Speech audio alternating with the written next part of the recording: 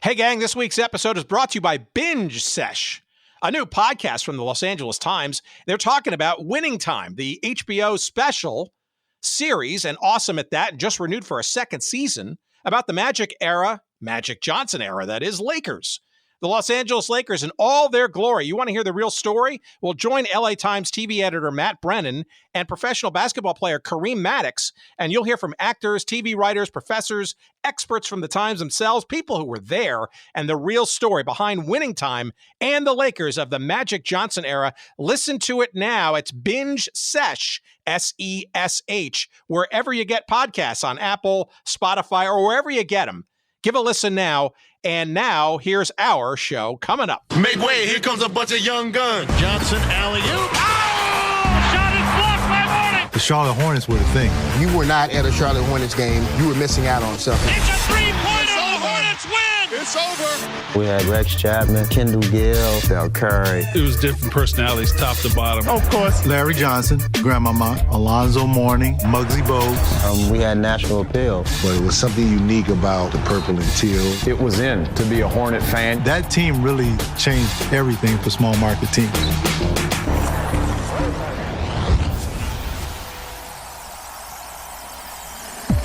North Carolina is probably better known for stock cars and college basketball, but today pro basketball takes center stage as Charlotte enters a new era. And so Charlotte and Miami will join the NBA fray for the 1988-89 season. Honestly, I did not know where Charlotte was. Where is that? Is that West Virginia? Is that Charlottesville? Or no, it's North Carolina. Oh, okay. North Carolinians knew basketball, but they didn't really know the NBA. This was our first major league team.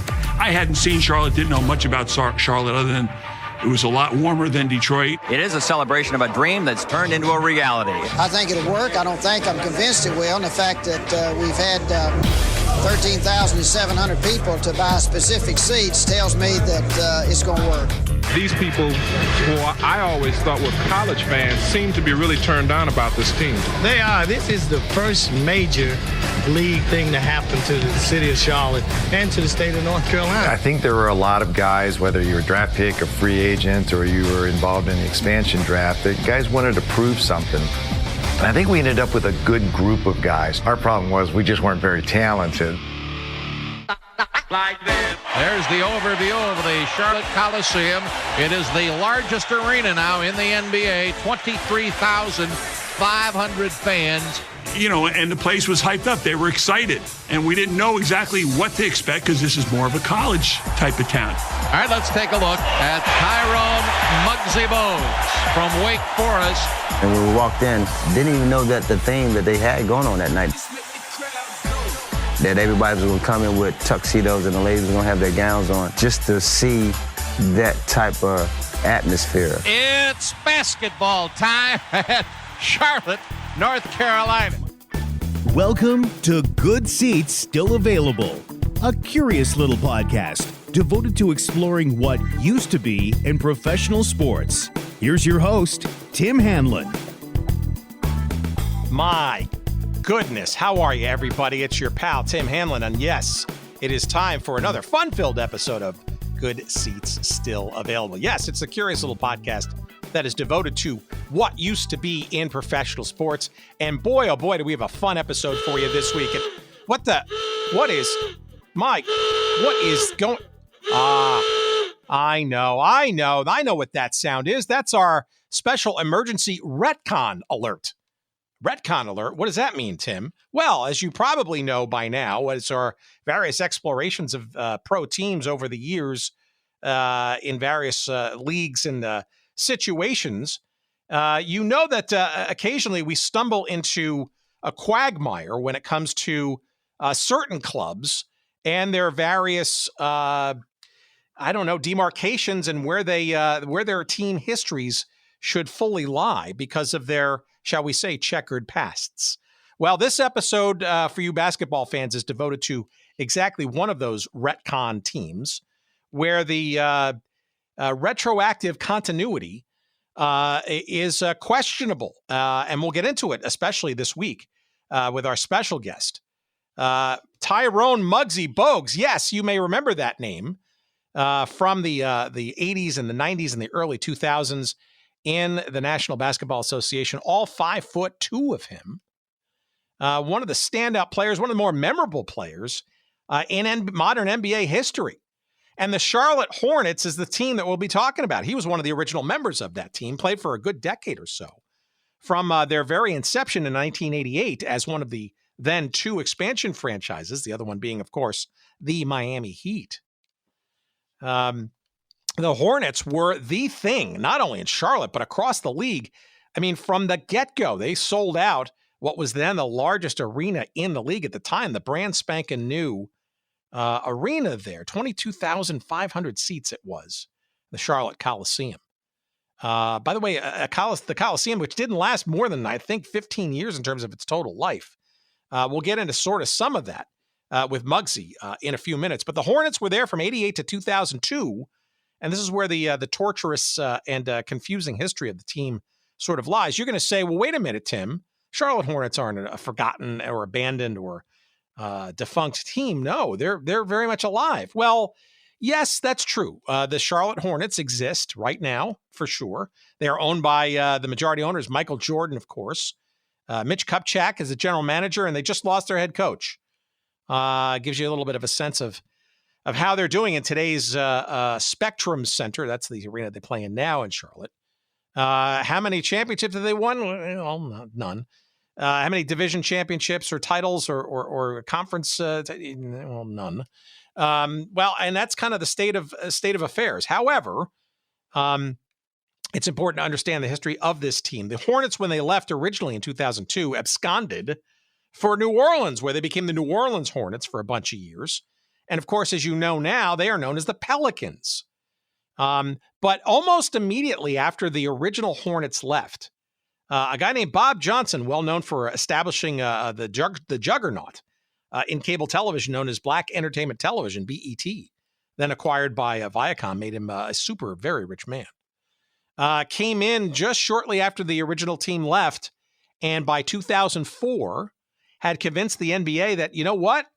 Come on back. We're going to build a brand new arena, a new arena in Charlotte, and give us another team, will you? And we'll really make it work this time. They were, of course, known as the Charlotte Bobcats, little hint there named after sort of a hat tip to Bob Johnson. And for 10 years were known as the Bobcats until in 2014, nostalgia came a-calling. And the Hornets name all of a sudden sort of got that warm, fuzzy glow of memories of people in Charlotte, even though it wasn't all that far back in history. And the Charlotte Hornets name was resurrected. And what did the NBA do? They bent over backwards and literally took all that original history from the 88 to 2002 Charlotte Hornets original franchise and bequeathed it and embedded it in the current franchise of the new Hornets from 2014 onwards. So what do we have? We've got a team essentially that is now historically and data-filled from 1988 all the way to 2014 with a blip of 2 years, which the NBA is going to kind of smooth over and just gingerly sort of refer to as a pause in the franchise's history. Now, don't get me started on the accuracy of all that kind of stuff. Certainly Muggsy Bogues, who was there for the franchise's inception and arguably halcyon years, because it was something during Muggsy's time. And we'll get into kind of whether it deserves to be thought about in that way. Should the history go to New Orleans, or does it make sense to keep it in Charlotte? And I think by the time we end this conversation, you'll understand why Muggsy feels that Charlotte should be the one and only place for that original Charlotte Hornets history. And look, we're going to get into it. I mean, those years, those 88 to 2002 years, Muggsy was there for just about all of them, with save for a couple of them at the end there. Alonzo Mourning, Rex Chapman, Kendall Gill, Larry Johnson, Glen Rice, Kenny Anderson, Vlade Divac was made an appearance for a couple years. Kelly Tripucka, who, if you may remember, you Charlotte Hornets original fans, was the guy who helped usher in those Alexander Julian teal and purple jerseys, those designer jerseys. He was kind of the fashion guy walking down the press conference, introducing those amazingly garish yet beloved and lusted after uniforms that really set the tone as part of the Hornets' launch there. Kurt Rambis is part of this story, Sidney Lowe, and even Dell Curry, to you youngsters out there, the father of Stephen Curry, currently trying to keep the Golden State Warriors alive in today's NBA championship series in the finals. As a matter of fact, Steph Curry and Alonzo Mourning, for that matter, are do write out the forwards of Muggsy's autobiography that's out now. It's called Muggsy, My Life from a Kid in the Projects to the Godfather of Small Ball. And look, if you don't know the name Muggsy Bogues by now, my goodness, what a player. What a guy. And, against all odds. I mean, a player who played high school ball with lots of great Georgetown stars at Dunbar in Maryland, and a standout player at Wake Forest. And, I don't think anybody would have really thought him coming out of college, even though he's really, really good, that he could ever make it in the NBA. And not only did he make it, he was a star. I mean, this is a guy who was the face or part of the constellation of stars during the 90s in the NBA, so much so that he was even in the movie Space Jam, which is sort of the ultimate all-star treatment, if you will. Just a great conversation. We were really happy to have him for a few minutes, and we get into not only his story, but that really of the Charlotte Hornets, the original version. Now, we also get into some of his exploits. Aside from that, you may remember that Muggsy was was a player for the Washington Bullets before they changed their name. The Rhode Island Gulls of the USBL, United States Basketball League. That was for players of a certain height challenge, shall we say, and really where he got to start. He was also a coach for 2 years in the WNBA for the Charlotte Sting. Also qualifies as a topic of interest for us here on this little show. All of that and more. It's a fun conversation with the great Muggsy Bogues coming up in just a few moments' time. And you know what? You should also check out a documentary that recently came out about Muggsy. It's called Muggsy Always Believe. It frequently runs on NBA TV. It's a great sort of encapsulation of his story and that of entwined with the Charlotte Hornets. A little tip of the hat to that documentary and a little teaser in our conversation this week. Coming up with Muggsy Bogues. Here we go in just a few moments' time. Please stay tuned. You will enjoy. I guarantee it. And a quick note from our sponsor this week. It's sportshistorycollectibles.com. Hiya, Dean. Dean Mitchell, that is, in San Diego. Check him out, sportshistorycollectibles.com. It's all those great memories, and whether they be collectibles of whatever, trading cards. They could be buttons or bumper stickers. Maybe it's a media guide. Perhaps it's a program. All kinds of stuff. Even, in the world before NFTs, you would collect and save your souvenir ticket stub.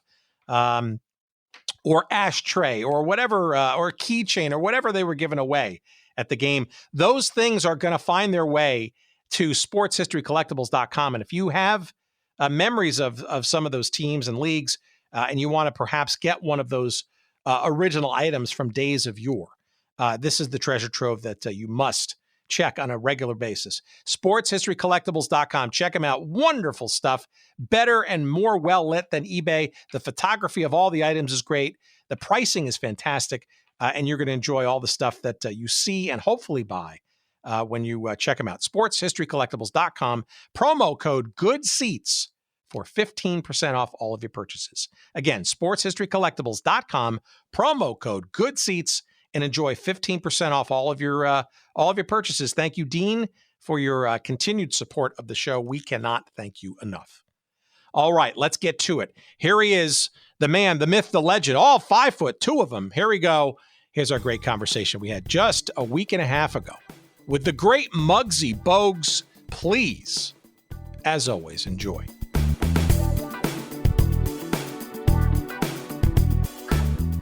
Hello, hello. Hello. Hey, how you doing, Muggsy? Nice to see you. First of all, you're not going to see me because I I'd like to keep it audio only for quality because not that you're not great to look at. I love your bookshelf behind you there, but I have found that Zoom will just eat up bandwidth and stuff and drop out the audio and stuff. So, and this is a podcast after all. So, Okay. But I also see you as Tyrone, which I was not expecting to see because I'm sure how many people call you that anymore? Not many at all. My mom was pretty much one of the only people that called me that. Actually, a couple of my aunts still call me that. They call me Ty. All right. Well, we're gonna call you by whatever you want to be called. I just want to first of all thank you for taking some time. I know you're out there hustling the book and stuff, and it's an honor to talk to a future Hall of Famer for sure. And I know you address it in your book. I know you're not in there yet, but I think it's just a matter of time. And I would assume that you should probably think the same. With all due respect. Well, I'm not sitting holding my breath. I mean, it would be something if it ever came my way, I'd be definitely honored for sure. But that's up for others that think in that line of thinking, and hopefully that it comes to that fruition, and I'll be a part of that special fraternity. But other than that, I'm just grateful for the time that I had in the NBA. I'm grateful for my journey of being able to accomplish some of the accolades that I was able to accomplish throughout my career, and I'm happy with that. I had the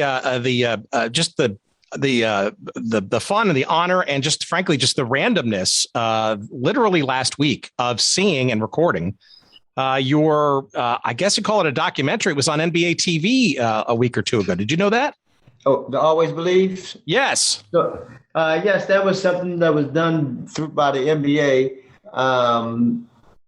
back when.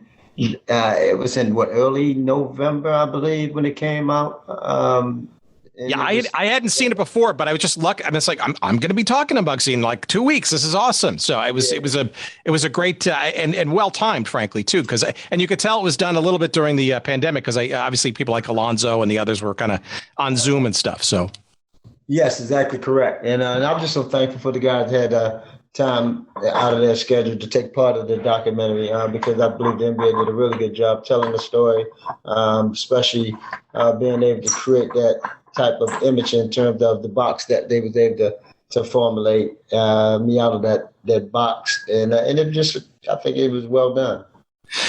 Well, for sure. But your story is tremendous. And we only have a limited amount of time. But as you probably know, your PR person probably kind of give you a sense that our little podcast has been focused on, our little want here is focused on teams and leagues for whatever reasons no longer with us and defunct and relocated and that kind of stuff. And your story and the book in particular too is almost a kind of like a love letter to Charlotte, and in particular the first and original version of the Charlotte Hornets. So I just thought it was a natural conversation because this is obviously the Hornets exist today. But obviously it's a different version. But the first version, right, was a hell of a story. And by all accounts, if anybody could be perceived as a foundational component of that original team, it has to be Muggsy Bogues.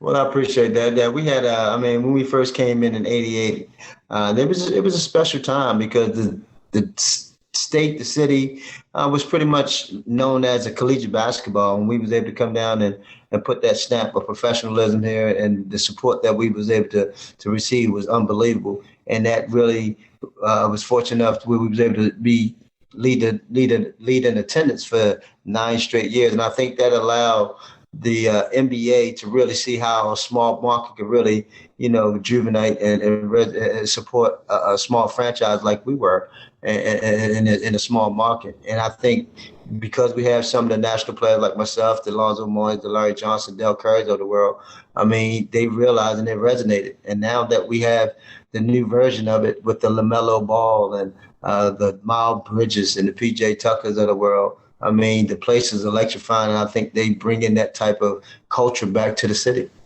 Well, but let's be frank. What did you think about Charlotte when you saw your name or heard your name after the fact on the dispersal draft or the expansion draft?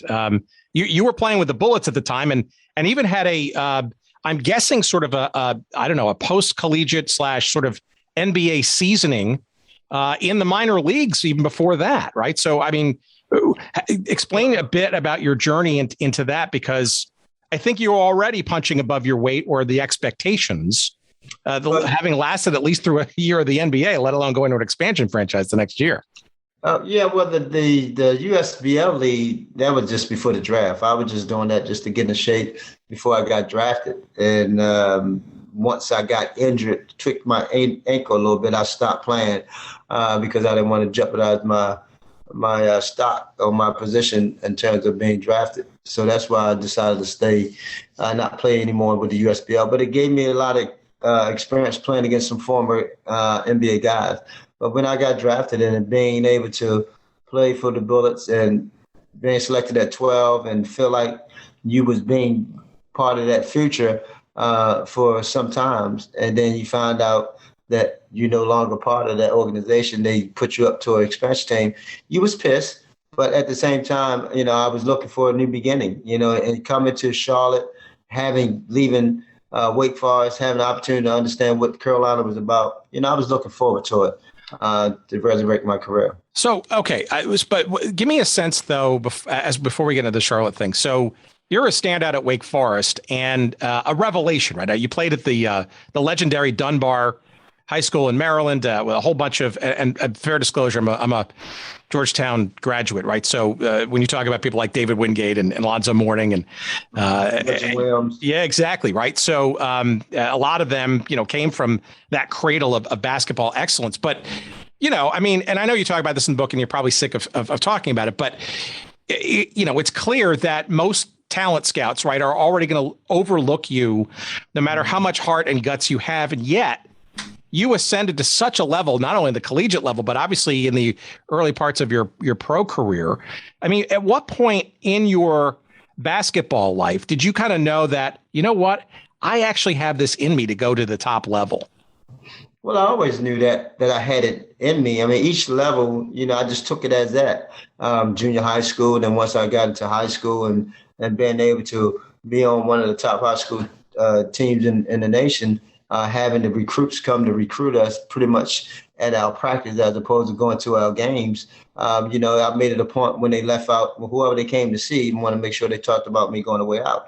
So having that confidence and having that mindset, if I played against the best, I had success against the best, I must be included with the best. That attitude, that mindset allowed me to keep climbing each ladder. And each level, I believe that I can be successful in every level. And going to college, no different. Knowing that I was putting myself in the best situation, playing in the best conference I thought that was in the nation, playing against the type of players that I had to play against, the Mark Price, the Kenny Smith, the Michael Jordans of the world. It puts you on that stage every given night. So it allowed me to keep believing, to keep knowing that if I keep standing on this path and this journey, everything will work out for itself. All right. So the expansion draft comes about. You're left unprotected by the Bullets, and the Hornets come a-calling.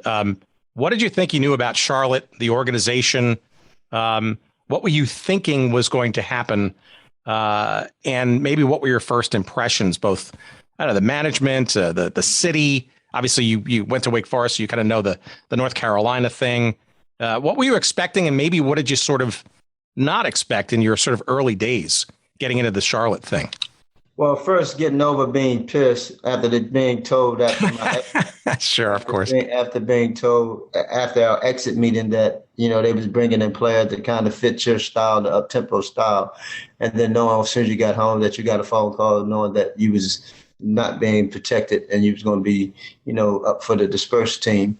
Yeah, and by the way, talk about up-tempo style. I mean, you're the epitome of that. I mean, but I thought that's what they was going to do because at the time they had a bunch of older guys, Moses Malone, Bernard King, guys was on the tail end of their careers, Darrell Walker, Jeff Malone, sort of. So I thought they was going to kind of, they had John Williams, who was young at the time, Terry Catless, but I thought they was going to commit to bringing in guys that was more or less, catered towards what I was suited for. But it didn't happen, and I think that's the ugly head of the NBA in terms of showing itself. knowing the business side of it. And I had to reshift my thinking, knowing that I was going to another organization, an organization just, trying to get their feet in the door because it's a brand new organization. I thought positive thoughts. I figured like this is the beginning of a franchise. I could be part of this for quite some time. Just a matter of me going out there being consistent on each given night. And that's something that I always hope and held on. Well, okay, but you also probably were aware, right, that the history of, especially in pro sports in the United States, but the NBA certainly in particular, right, the history of expansion franchises and shall we call it immediate success is not a long one, right? It tends to be a very long road to go from brand new franchise into something that's even competitive. That must have been weighing on you a little bit, right? Well, yeah, of course. Well, not so much. I mean, it was more or less you thinking about your career. The organization was a young career starting up, and it was all about acquiring draft picks. And each year you was able to acquire a draft pick because of the situation that we was in. And once we started to acquire draft picks and got quality players, that became changing the culture. That became an organization that believed that they can be something to be reckoned with. And in our fifth year in existence, we was fortunate enough to make the playoff because of that. Because of acquiring the players like the Alonzo Mourning, the Larry Johnsons, Kendall Gills of the world. And in my fifth year and having Dell Curry there, that both of us was only two was fortunate enough to sustain longevity with the organization. And it was mainly because what we brought to the table, our style of play, and what they had supported us around us. All right. But during that first season, though, you didn't have sort of the benefit of hindsight going for you, right? And you mentioned this in the documentary for sure, and you kind of danced around it, and we don't have to dig into it. But let's put it this way: your first coach, Dick Harder, wasn't necessarily either an up-tempo guy nor necessarily enamored with a one Muggsy Bogues that was a part of the new incoming freshman class, so to speak.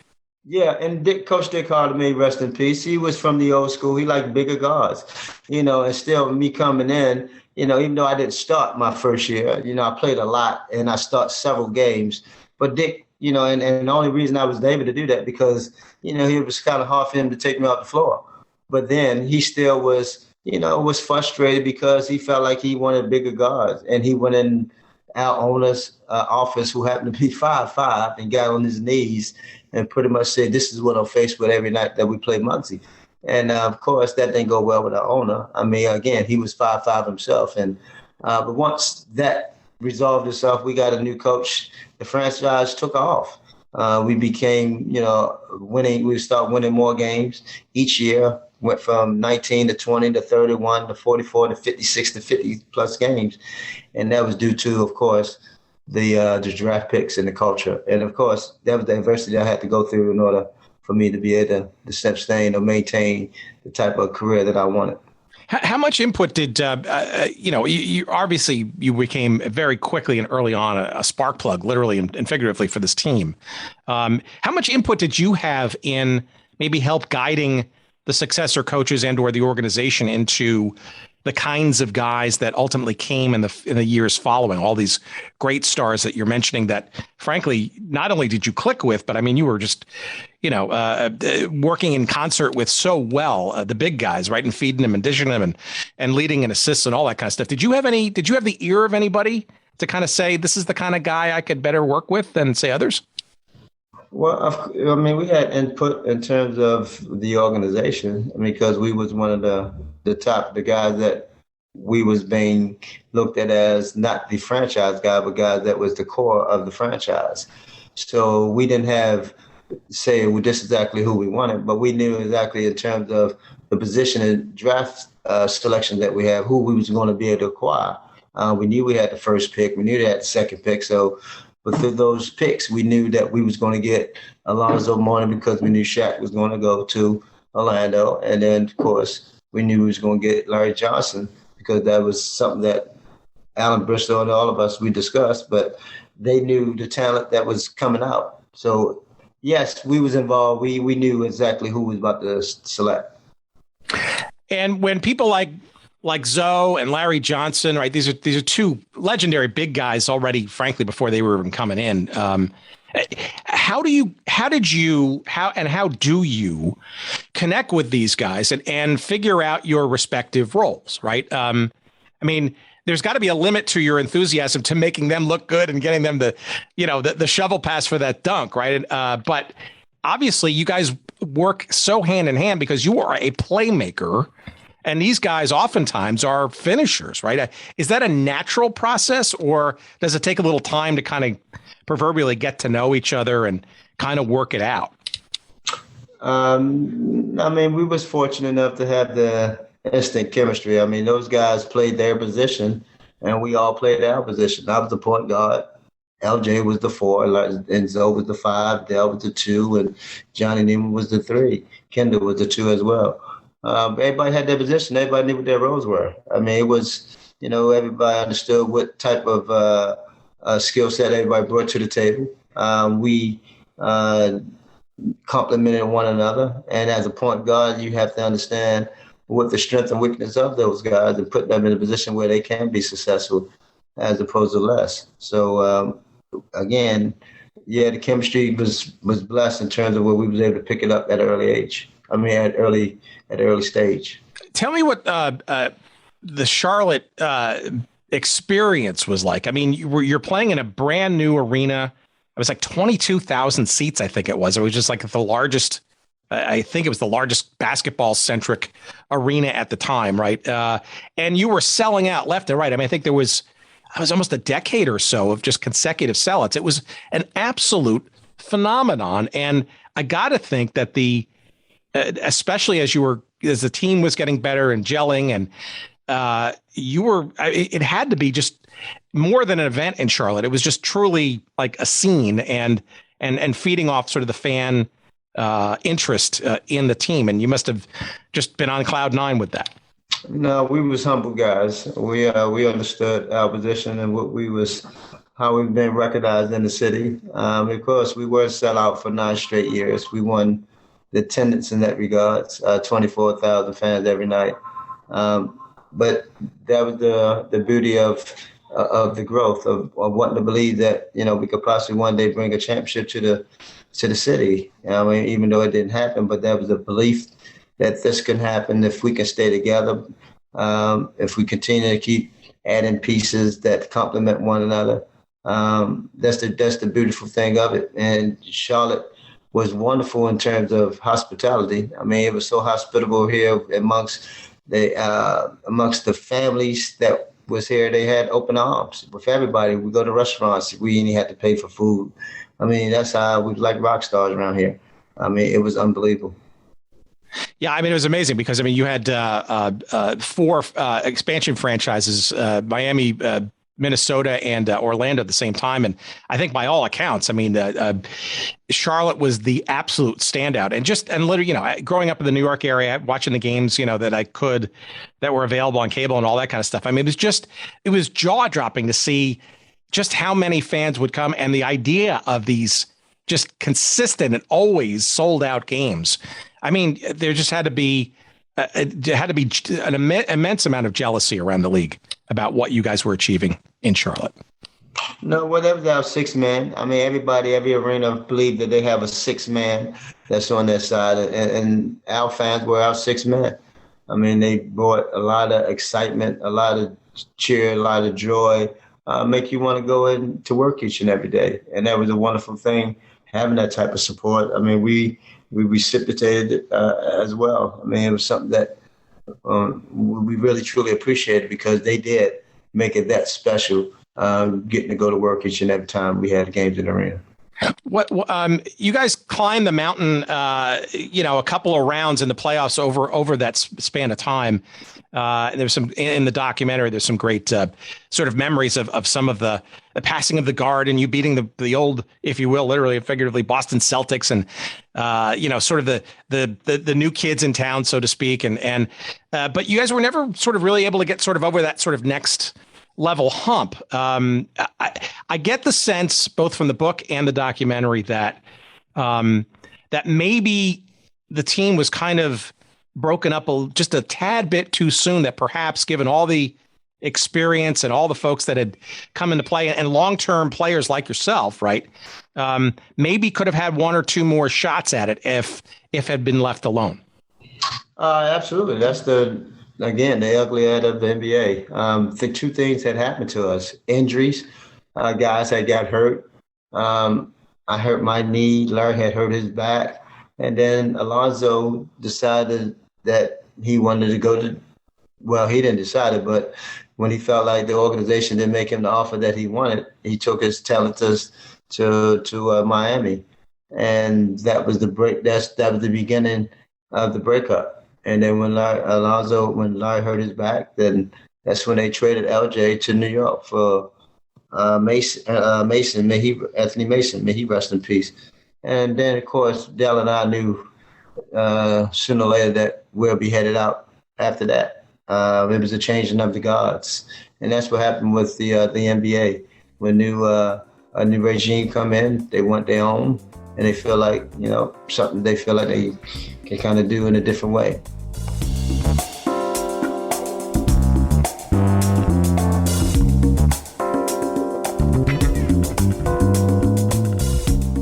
All right, what's this? Binge sesh. Binge sesh. Hey, all of a sudden I'm Buddy Hackett. Binge sesh. It's a great podcast. For sure it is. It's the brand new podcast from the Los Angeles Times. Again, it's called Binge Sesh. Thank you, buddy, but that's how you pronounce it. And why should you listen to it? Well, hey, did you listen to our episode with Jeff Pearlman back in the day? We talked about the USFL. Well, as you know, Jeff is a prolific sports nonfiction writer, and his book, Winning Time, was the impetus and the inspiration for this wildly successful and controversial at that HBO series Winning Time about the Magic era, Showtime, Los Angeles Lakers, the team that changed America and the NBA for sure. And Binge Sesh from the Los Angeles Times is the place it's a companion, I would say, to the great series. If you want to really hear the inside story and the real origins and the real people behind the Skyhooks and the Slam Dunks and the Jerry Buss Empire and the LA Forum and all that was going on in that period of time, Magic himself, all the various stars and ancillary casts of characters. It's about the basketball, but it's about so much more than just that. You'll hear from actors and TV writers, professors, experts from the LA Times, people who were there, and it's a fun romp. And it's co-hosted actually by the LA Times' TV editor Matt Brennan and professional basketball player Kareem Maddox. You may remember him from his collegiate days as a star standout at Princeton and a current member, I think still, of the U.S. national 3x3 team, which is now an Olympic sport too. Give it a listen. Again, it's called Binge Sesh, S-E-S-H, Binge Sesh, from the LA Times. You can find it on Apple Podcasts, Spotify, or wherever you get your podcasts. It's a hoot. You'll enjoy it. And we appreciate their sponsorship of our show. And now back to it and our conversation.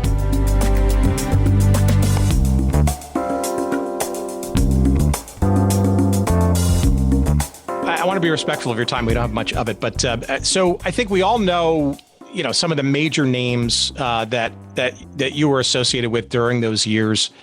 Alonzo and Larry Johnson and Dell Curry, of course. But give us some other names of people, perhaps that maybe during that period of time, and some great names too. McKinney Anderson, who's now on television, literally every other game, it seems.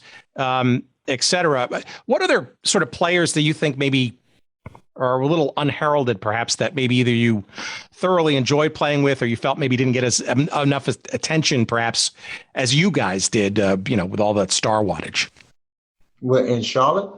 Yeah, unsung hero types, perhaps. Well, we had quite a few guys. The Kenny Gaddison, you got Scott Burrell. We had, how many guys? We had Johnny Newman. You mentioned, we alluded to Kendall Gill. We had the Tony Bennett's of the world that played with us, Kevin Lynch, Earl Cureton, Ricky Green. Anthony Mason, of course. We had Anthony Frederick, Darren Haycock, Anthony Goldwire. We had so many guys that was deserving to get recognition, but they played their role. Everybody was complimentary to one another, and that was a special bond that we was able to have with each other. Go from the Kelly, even early on in the days, from Kelly Champruka to Kirk Rammis to Dave Hobson to Tim Kempton. You know, we had some really good guys that came through the organization. Oh, yeah. Yeah, Glen Rice in there. Vlade Divac for a cup of coffee as well. I mean, some really just great names for sure. Yeah, but, you know, Glenn got all the attention, and so I thought you said guys who didn't get much attention. No, sure, of course. We had Glen Rice and Vlade Divac and those guys. You know, the late Bobby Fields. So it's quite a few guys that came through the organization. David Wesley, Kenny Anderson. I mean, a lot of guys came through the organization that really was deserving. Randolph Keys, Ricky Green, even Robbie Parish played with us. You know, Ricky Pierce, Eddie Johnson, a lot of guys. So, all right. So you kind of hinted at it, but when did you kind of know? I mean, when did you sort of know that the writing was on the wall that Charlotte was not? Because my guess is that you were, I mean, from what I've read, both in your book and elsewhere, right? It was almost kind of either assumed or maybe even said to you that you kind of were going to stay in, you could stay in Charlotte kind of as long as you wanted, or is that an incorrect assessment? Or no, I mean, no player has that ability, it seems, these days, right? But I mean, if anybody, right? Right, absolutely, yeah. But that was told to us. You know, Dell and I, we felt like we was going to be able to retire as a Hornet, and once we retired as a Hornet, we'll move up in the front office. Of course, that was shared with us, but again, when other people that comes in and can influence other folks, then, you know, other people's minds changes, and especially when it's the nature of a business, and that's what happened, you know. But like I said, who would have even thought that if Michael Jordan could be traded, then who was a Muggsy Bogues? So did you get the sense that, so when do you think the team lost, shall we say, the fans, right? I mean, George Shinn, right, was kind of like sort of the walking on water during the beginning of all this, right? But, you know, as you're leaving, I mean, you're one of the most popular players you're the face, literally, of this franchise. And that's when the downfall happened, with all that sellouts. When I left, and they had no more sellouts. That was it. You know, we lost Lonzo, we lost Larry, we lost everybody, those guys, and we still was able to hold our own. 24,000 still selling out. But, you know, the day they got rid of me, that was, I think, a lot of people was really disappointed. And Dell was still here. I remember they even had a playoff game where they had the blackout at the top because they couldn't get people to the arena. And then unfortunately they went on and moved to New Orleans. When you left, how much did you? What did you think was going to happen to the franchise? Or were you just kind of like, that's it? I'm going where I'm told to go. I'm going to the Warriors. I'm going to continue my playing career. I mean, I got to think, though, part of your heart. I mean, you're hinting at it. I think you still live in the area. Is that right? Yeah. My heart always going to be with Charlotte. Okay. My heart was with Charlotte. I mean, when I left, I knew that if the franchise wasn't going to be the same, it's because the type of culture that we created. And the creation and you know, and the people, the fans, they really enjoyed who we were and what we stood for and what we brought night in and night out. And I just think they lost a lot of that because a lot of other things was happening at the same time. Mr. Shinn was going through his situation.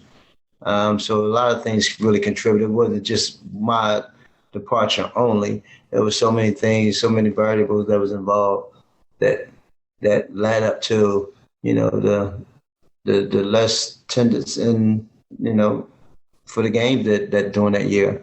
But again, you know, we had it so, it was so special the way we came in and how we was able to create that beautiful teal and gold, that teal and purple that was represented all over the country.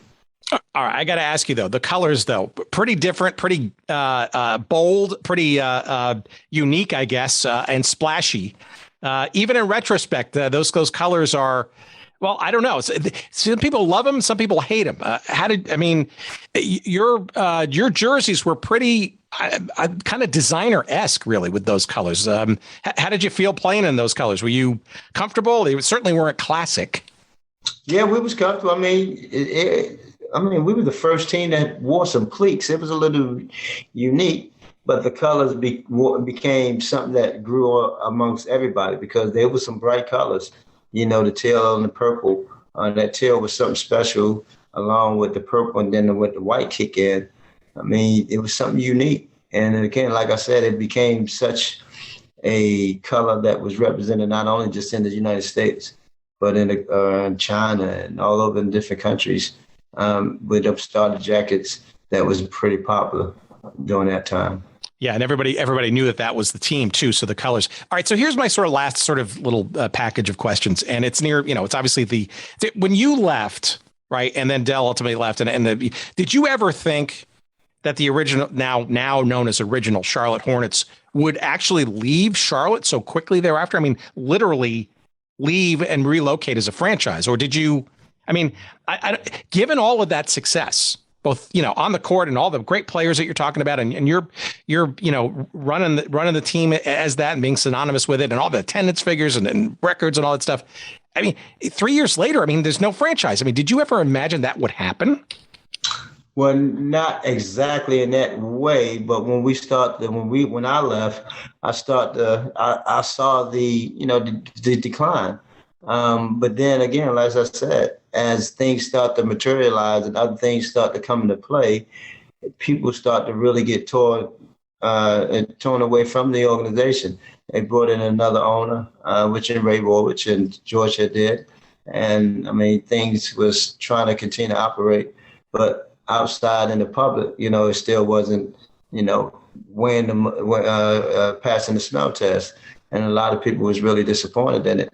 And then, of course, the things that Mr. Shen had gone through with off the court and being in the circuit court and all that really put him at this position. But I think what really was the icing on the cake was the referendum that he was looking for them to build a new stadium. And they wouldn't do that. And that's what he decided to take the team to New Orleans. And they left in 2002. And which was unheard of because then the city called on me to put on a campaign in 2003, which we did, and we was able to be awarded another franchise in 2004. And they kept, and at the time it was decided between Mr. Bob Johnson and Larry Bird Group. And of course, Mr. Johnson was awarded because he was one of the few African Americans who had the capital. And at the time, there wasn't no African American ownership in the NBA. And I think that was one of the main sticklers of whether he was able to get awarded that franchise. I did not know. So you were part of getting the new team into Charlotte thereafter. Yes, I was part of the campaign where we put on a major campaign, and it worked.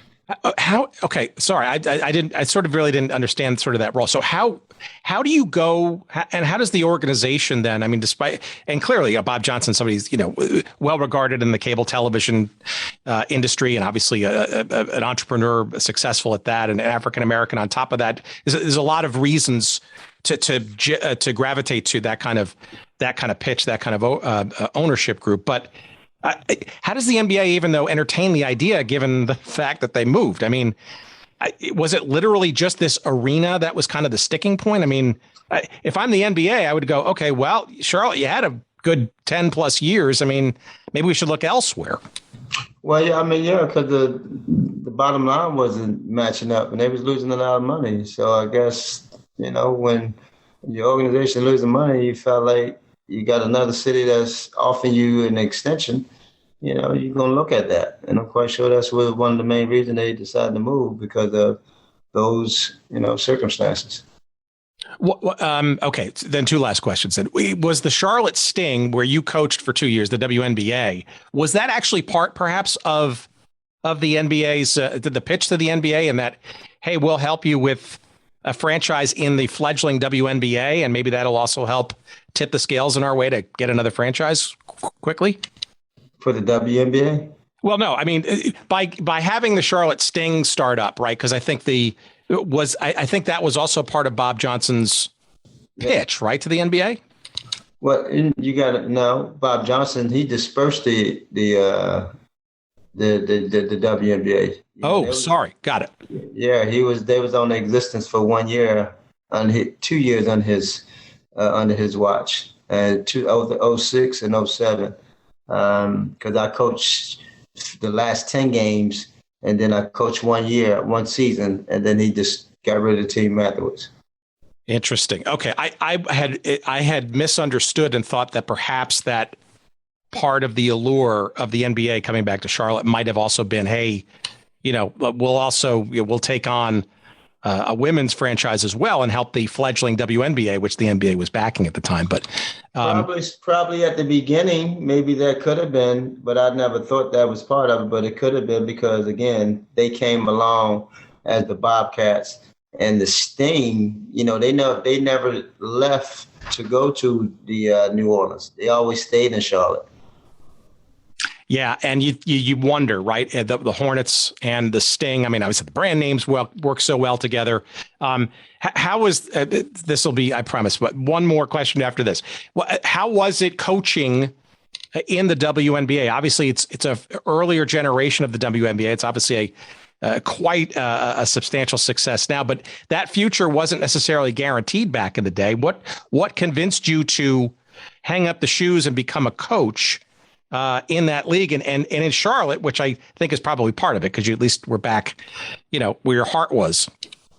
Well, for one, I was asked to do it. And one, I love the game of basketball. Women, men, regardless of the gender, I just love the game. And having that opportunity to be able to coach those ladies, I mean, they was true professionals. I'm so grateful and honored to have that opportunity. They came in and gave me everything they had. They was true professionals. I mean, people don't realize what women represent, what they represent. And I wish that the league would market the league in regards of giving them their flowers and giving those women their true respect and what they really mean, not only as a player, but as an individual, what they mean as a whole. Because if a woman decides not even to go to work and not even want to be part of you and accept you, or decide not want to have any babies, what this world would be. It'd be kind of messed up, I think. But what they represent, being a mother, being able to go home and provide for their children, for their husband, their family, and then cook and then come back and play, that's remarkable. I think it's being marketed too much to where it's looked upon as a more of a I don't even want to say the word, but it's looked upon as not in regards of women being perceived as an inferior, which is an inferior product, which it's absolutely not. And I would actually argue I almost take a WNBA game over an NBA game more nights than not in terms of just overall skill and versus just the finesse and the overly professional. Sometimes NBA games are just a little too tiresome to watch because it's just all about the 3-point shot at the end of the game, right? Where in WNBA seems a lot more strategic, almost pure form of the game. Well, they focus more on that fundamental aspect of the game, even though you have a lot of more athletic women that's out there playing the game, but a lot focus is more on the fundamental aspect of it, where the NBA, a lot of athleticism takes over. Fundamentals is not as at the forefront, but I still love my NBA. Yeah, I hear you, especially come playoff time. It's hard not to say that during the playoffs. All right, here's my last question, I promise. And I think you're well qualified to answer this because, like I said earlier, right, there's probably nobody in the history of the original Charlotte Hornets franchise that is or was synonymous with it than you. We in our podcast, we obsess about like where teams' legacies and histories live and stuff. And the NBA kind of pulled, I guess, the NFL version of the Cleveland Browns with this Hornets franchise, in that they retroactively, if you will, changed the history, right? Obviously, there is a second version of the Charlotte Hornets, and people recognize that, as we said, was 2 years after the original franchise left for New Orleans. A new one was brought into place, and it was the Bobcats for a number of years. But then they went back to that Hornets name, obviously to get some nostalgia and all that kind of stuff, and the harmony of all that original. But let me ask you this: where do you think your history, your players' history, the fans' memories, should that history go? And are those banners? Where are the banners, supposed to go? Where are the the halls of fame and that kind of stuff, and all the the reunions and all that stuff. Is it in New Orleans with the Pelicans, or is it with the current version of the Hornets, even though they're not really the original Hornets? It's not a trick question. It's just an interesting one, right? No. It's not a trick question. No, but still, these are the original Hornets that we have here. It just that the Pelicans, they're the Pelicans. So the time that they was there using the brand name, the Hornets, all those records have came back to the Hornets. So the Hornets still own all the records, everything that labels Hornets, even when it was under the New Orleans Hornets, the Hornets owns. So the original Hornets, our original Hornets, of course, I will pick that as where it all lies in terms of, the tradition. But, and that's what we more or less stands on, the tradition. Now, we weren't fortunate enough to win championships, but you got to look at the tradition of what the Hornets meant in terms of the players that came through, in terms of the way we came in, as well as the fans. You cannot not allow and not include the fans, because those were special. The very first game, the fans came, the ladies came in gowns, the men was dressed up in tuxedos. 24,000 fans, even though, we lost the game by 40 points that night. But after the game was over, they stood up and gave us a standing ovation. We knew then this was going to be a very special place. So, hanging the banners and hanging whatever they want to hang up, it definitely has to go here in the Spectrum Center, which now serve as the Hornets. All right, so there's the definitive answer, friends. If you're wondering, okay, maybe where should that history of the original Charlotte Hornets lie? You heard it from the man himself, right? It's all part of one continuous, if not sort of neatly recorded history, that this is Charlotte's team, and in many respects it's the story of Charlotte's professional basketball life. What are you thinking of the team these days? How are you active in it at all? Are you just a fan? You got a season ticket? I mean, would you like to be more involved, or you just moved on to other things in your life? No, I serve as an ambassador for the team, so I'm heavily involved. I'm around all the time with the executives, Mitch, and as well as Fred, who's running the organization on the business side of it as well. Mr. Seth Bennett. So I'm involved. I'm involved with them, and I'm happy to see the direction of where it's headed. I'm loving the young core, and we need a few more pieces to go along with what we have. Hopefully we can keep these guys together and see what they all materialize to. Giving up on guys early on has always been the wrong thing to do, and I'm grateful for the experience that Mitch Kupchak has, because he knows the value of what he has on the team, and he will know when it's time to move on. But I think a few pieces here and there, and some more development in the young guys, we can be really scary. Well, you're not scary. You're wonderful. You're a wonderful conversation. And there's no better person I can't imagine to be an ambassador for this Hornets franchise than Muggsy Bogues. This has been awesome. Thank you for taking time.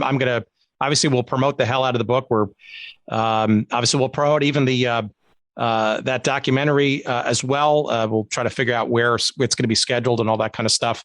What else are you doing to promote the book? Are you doing any personal appearances and that kind of stuff? Is it appearances and all that kind of stuff? Yeah. I've been having quite a few book signings, and it's been going pretty well. Been all over, from New York to Baltimore, LA, San Francisco. So we out there on the circuit just trying to continue to put it out there to let folks know it's available, because we all need positivity in our life. And I believe this is something that can really give anyone some confidence and belief that they can become whoever they want to be.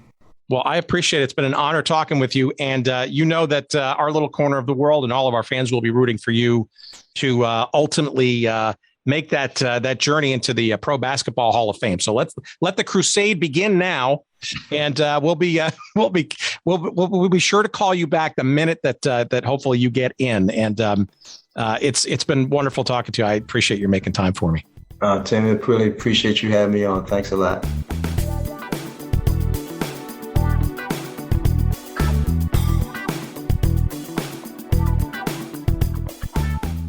All right, you heard it from the man himself. Thank you, Muggsy. Let's see, so many things that you can follow up with to learn more about the story and the ongoing doings of Muggsy Bogues. First and foremost is the new book by Tyrone Muggsy Bogues. It's called Muggsy, My Life from a Kid and the Projects to the Godfather of Small Ball. 2 forwards, not just one, 2 forwards by Dell Curry and Alonzo Mourning. And the book is written in conjunction with Jacob Udy. It is published by Triumph Books, and it is available wherever you find good books. You can find, of course, a convenient link to said book from our website at goodseatsstillavailable.com.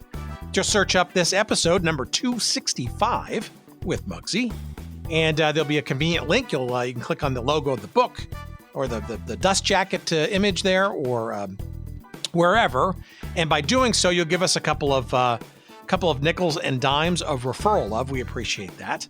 Let's see, when you're online, you can also tool around over to Twitter and follow Muggsy at Muggsy Bogues. That's Muggsy, capital Bogues, all one word, at Muggsy Bogues.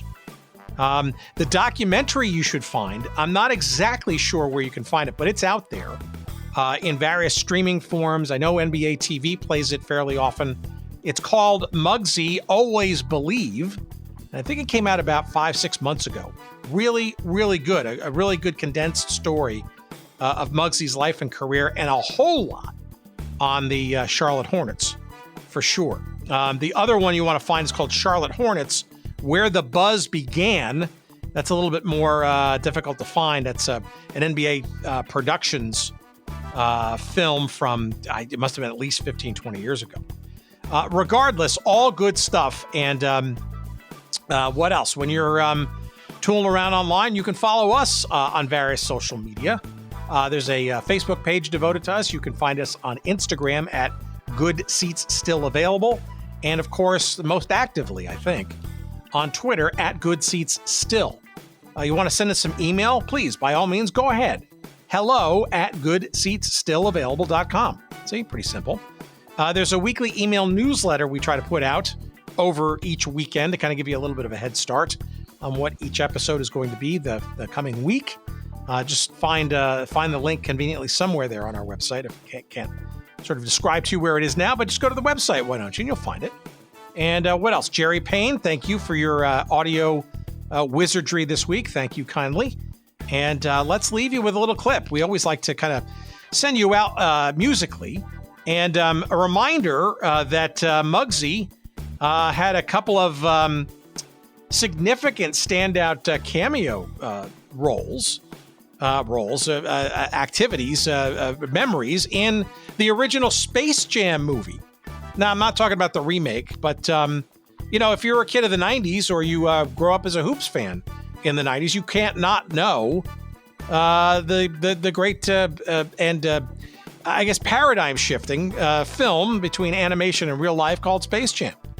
And we're going to leave you with that Space Jam theme song. And we dare you to go look up the film, watch it again, and check out Muggsy's scenes. He does steal the show when he's in it, as he often did. Thanks very much for listening, and we'll see you next week. Take care. Come on and slam, and welcome to the jam. Come on and slam, if you want to jam.